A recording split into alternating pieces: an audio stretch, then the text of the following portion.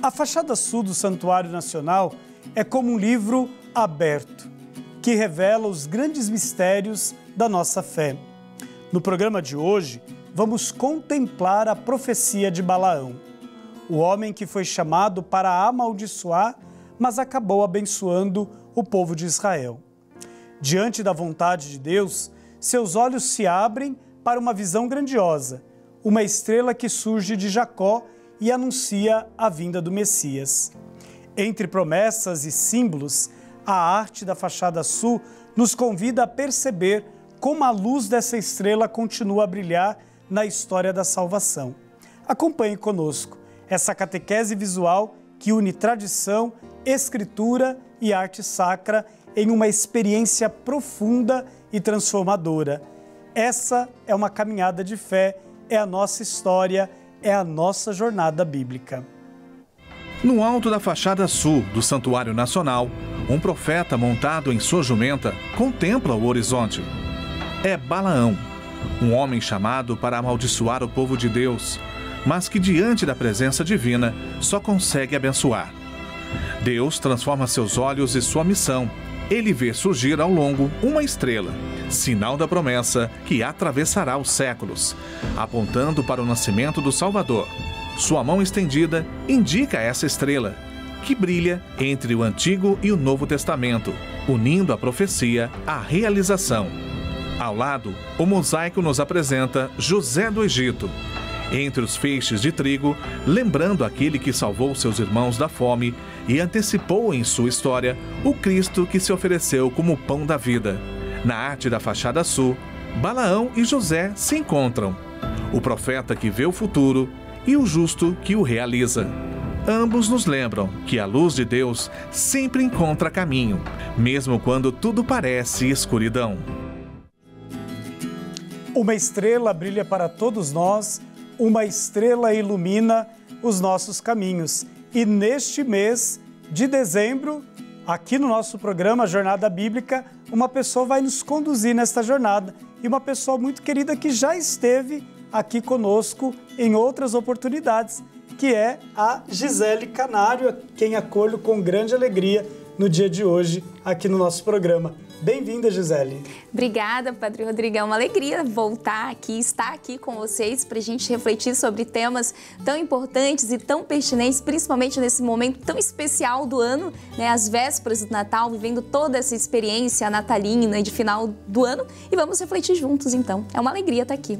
E uma alegria também acolher a Gisele, porque há alguns anos ela foi minha aluna e pudemos pensar, sonhar juntos e fazer teologia juntos. Então é uma alegria poder dividir esse espaço com você e você poder nos ajudar e nos conduzir nesta jornada. A Gisele, que é mestre em Sagradas Escrituras e que se dedica também nas suas redes sociais a trazer temas sobre as Sagradas Escrituras e também um tema muito importante hoje, que é a arqueologia bíblica.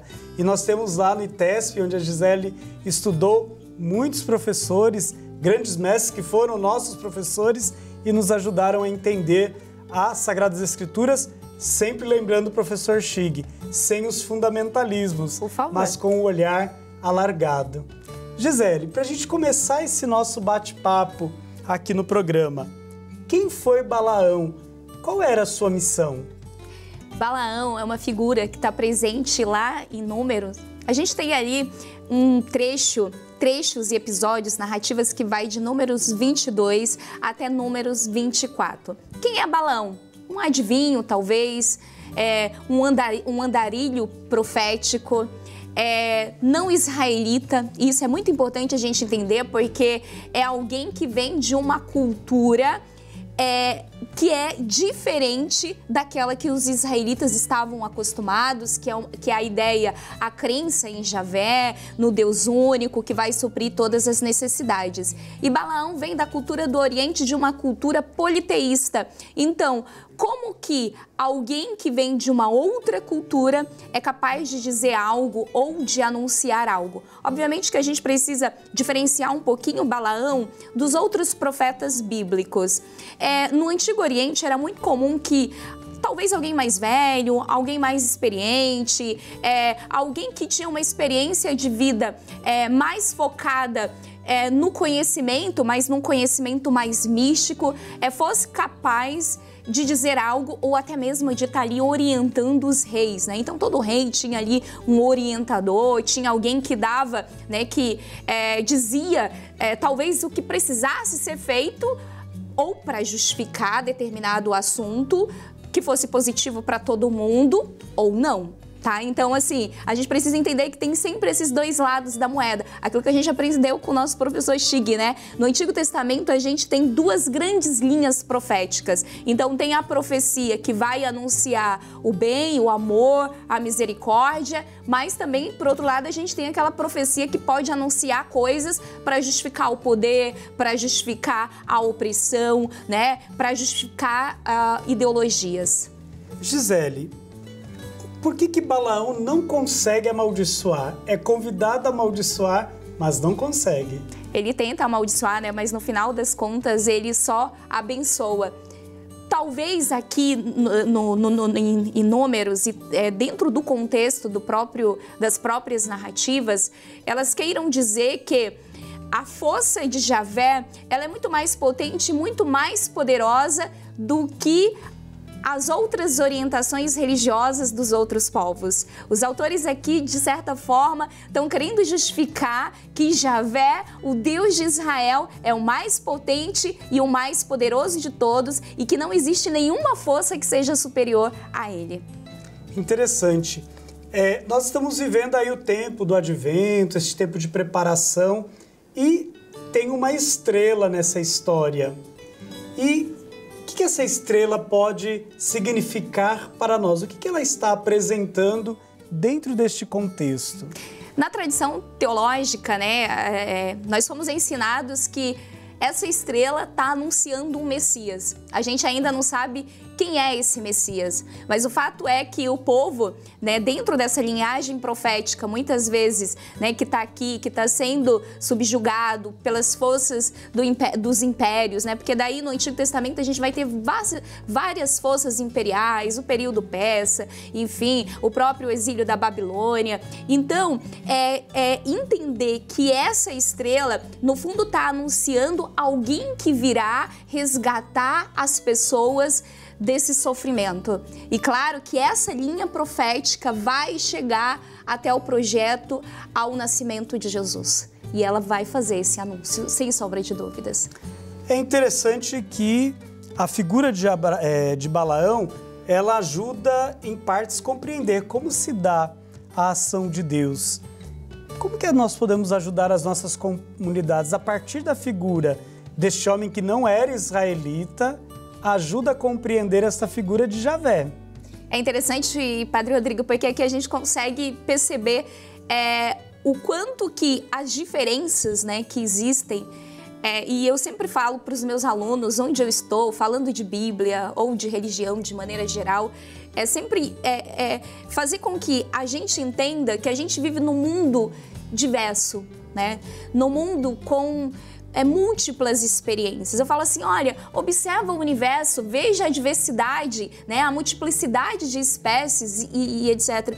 E isso nos ajuda, de fato, a compreender que a unidade nessa diversidade toda é que faz a grandiosidade do reino de Deus. Deus não está preocupando se você é A, se você é B, se você é C. Deus faz o anúncio da salvação, de que o amor, ele une e que ele está acima de todas as coisas. Então, acho que esse é o convite, de que nas diferenças nós podemos nos unir para construirmos bens e projetos grandiosos para além de todas as picuinhas que a gente muitas vezes se depara e pode frustrar a nossa vida, né? Muitas vezes nos deixar até mesmo desanimados, né?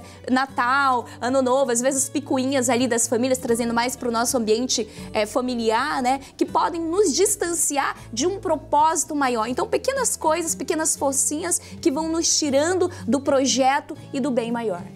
Então, a partir desta figura Balaão, é possível estabelecer uma unidade entre Antigo e Novo Testamento? Sem sombra de dúvida, né? Nós cristãos, católicos, a gente não consegue dissociar isso, né? Fazer essa ruptura entre o Antigo e o Novo Testamento. O que a gente precisa é ter bem claro, né, do que está linkando ao projeto do reino de Deus e o que está distanciando. E que muitas vezes a gente tem dificuldade de entender isso. E a gente precisa olhar para as narrativas, até mesmo para a figura de Balaão e entender ali qual é o propósito, quem que está falando em nome de Deus, por quê, para quem. Então entender essas narrativas visando esse propósito maior, eu acho que esse é o nosso grande objetivo e eu acho que essa é a preparação maior para esse momento que a gente está vivendo. Gisele, as nossas comunidades que nos assistem neste momento, como que a partir desta figura de Balaão, elas podem viver este espírito do vigiar e orar do tempo do advento? Olha, a palavra vigiar me remete ao sentido de uma espiritualidade que extrapola o simples sentimentalismo, né? A espiritualidade é a força que me faz acordar de manhã, mas visando um projeto que eu já estou tentando ou estou querendo me dedicar a ele. Eu acho que é a força vital da vida, sabe? A força vital da existência, é a alma que nos conduz para todas as coisas que a gente vai se propondo a fazer diariamente. E eu acho que essa figura aponta para o Mestre, aponta para o Messias, porque no fundo o que o projeto de Jesus deseja de nós? Que nós consigamos nos despertar para vivências transformadoras. É interessante, né? No mundo em que a gente vive tantas situações de polarização, eu acredito que Balaão nos ajuda a mostrar que o Espírito age na diversidade, né? E é na pluralidade que nós vamos fazendo acontecer o reino de Deus. E não no querer que todo mundo seja igual um ao outro, né?